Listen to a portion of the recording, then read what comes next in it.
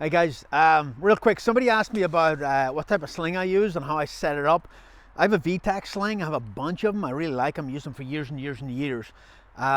This is how I set it up. Just because I set it up this way doesn't mean you should. Everybody's different. We're all built differently. My requirements may not be your requirements, okay? So just because some jackass like me says do it this way on the internet doesn't mean it's right? This is how I set it up when I was carrying a rifle for a living, okay?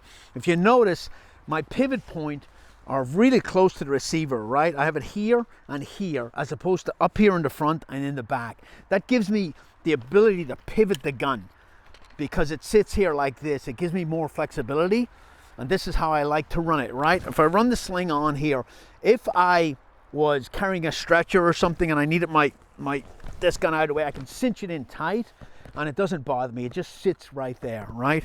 And then when I get back into it, reach up here and release it. If I'm employing it and I need to get the gun out of the way completely, if I want to put a charge on the door or work on a casualty, I can flip it like this and put it completely behind me, and I can work with my hands, and then when I need it, it can come back out like this. I couldn't do that if it was connected here in the back, okay? If I need to transition, it gets out of the way nicely if I have to go to my handgun.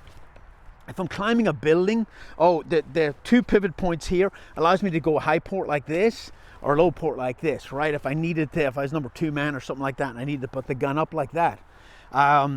If I'm climbing a building, which we used to do a lot, I can take it and I usually would switch it and put it behind me and then just cinch it down. It completely gets the gun out of the way because I'm climbing a ladder or climbing the building and I'm pulling my pistol, clearing the roof with my pistol. And when the time comes, I'll pull my rifle back in.